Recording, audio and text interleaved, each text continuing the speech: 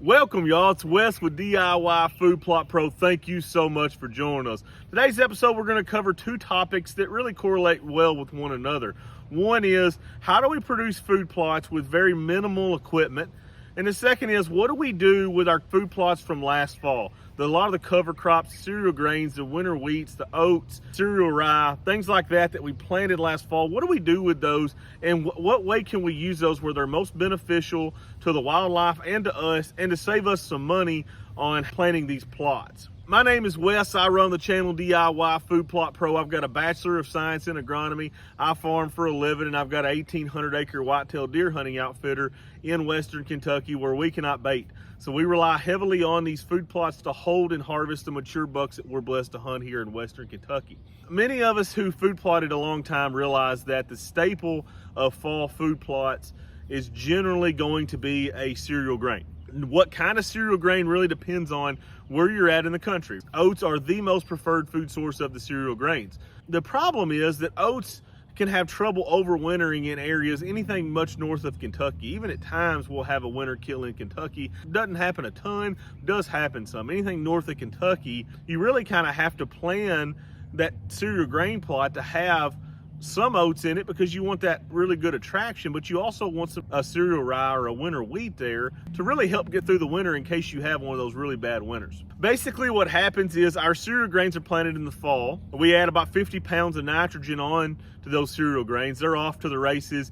Most of the winter time, they should be around 4 to 5 inches tall. What happens is spring green up happens, the soil starts warming up, the temperatures start warming up, the wheat starts to really grow. At this point, I have a lot of people reach out and say, what do I do with this? I wanted to cover that on today's topic because we can do a couple things with this that can really help a lot of folks, and it will help a lot of folks who don't have a lot of equipment as well. And I know there's a pile of us out there that have planters and drills and tractors and bush hogs, all kinds of equipment. And then there's others of us that have very minimal equipment. We may have a tractor and a bush hog, or we may not even have a tractor, right? So we don't want to leave those folks out. We want to show them how we can do this with equipment and without equipment. As the wheat begins to grow in the spring, gets around knee high, that's the point of which we're going to start doing something with it. So the question is, what are we looking to do? Are we wanting to plant a summer food source? And a lot of folks do.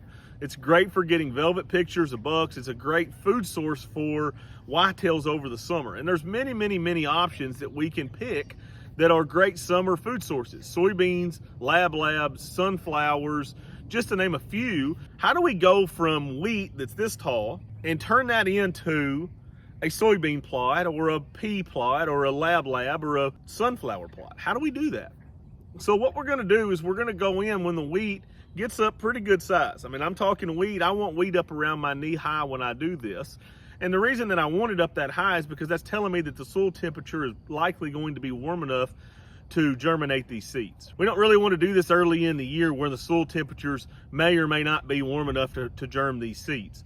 So what we're gonna do is we're gonna go out there when the cereal grains are dry. That's pretty critical in this process, really throughout food plotting.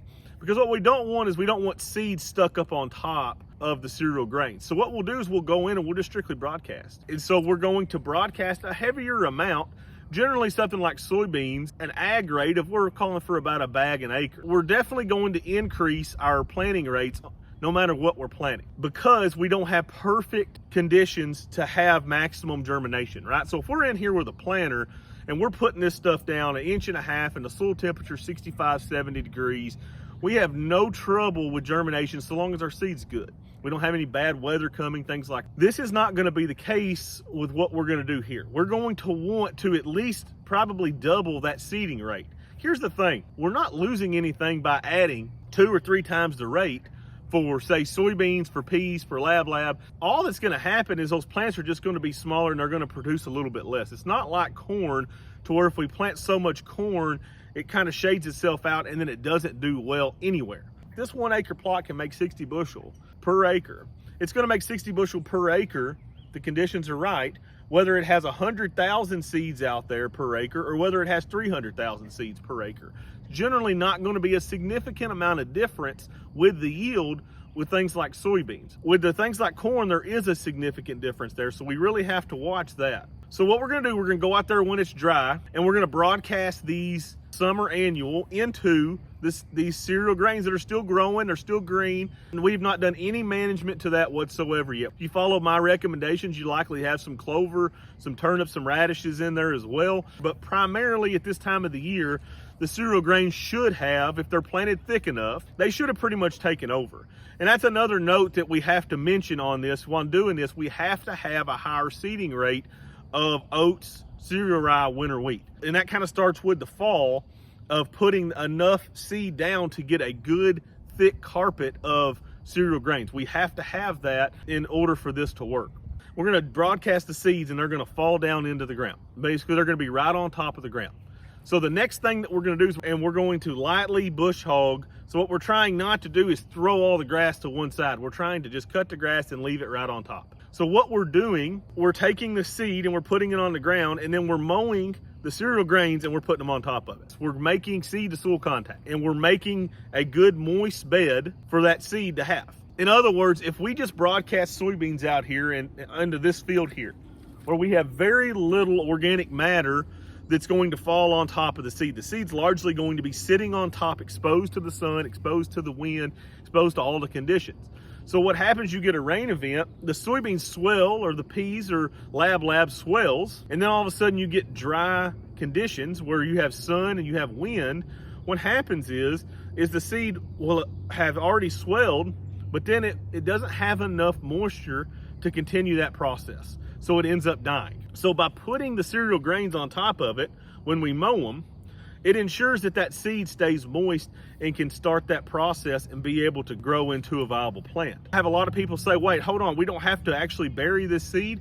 You don't have to bury the seed. We just have to make sure that that seed is covered and make sure that you have enough moisture there for that seed to be able to survive, because that's when it's at its most vulnerable. If you throw that on top of the ground, you get 2 days of good rain, and then by the third and fourth day, you've got 95-degree temperatures, and it is super sunny, very windy. More than likely, a lot of those plants are not going to make it, because they're going to dry out before that process is finished. That root has got to get in the ground to be able to get a hold of some moisture to sustain that plant. So by doing this, we're putting that organic matter, which is the green cereal grains, we're mowing that and we're putting it right over top of these seeds to kind of tuck it away to keep that moisture high so that it can go ahead with the germination process. There's another way you can do this, and you can do this with a crimper.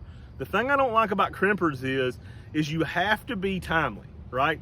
And that is not a reality of a lot of us that food plot on the weekends or whatever.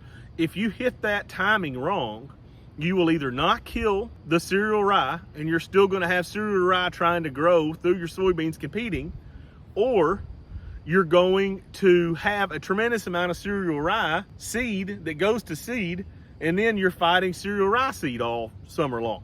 There's a big timing issue there, and this takes the timing issue kind of away from it. You can spray it, and that's what I like to do, is you go in and you bush hog, and then you spray right after. That gets the organic matter down on the ground, and then the spray kills the plants, it makes them fall over, and now we've got our seed covered. The same thing happens in agriculture all the time. They actually fly on cover crops. I don't know if many of you have ever heard of this or not, but they actually take airplanes and they seed into standing beans.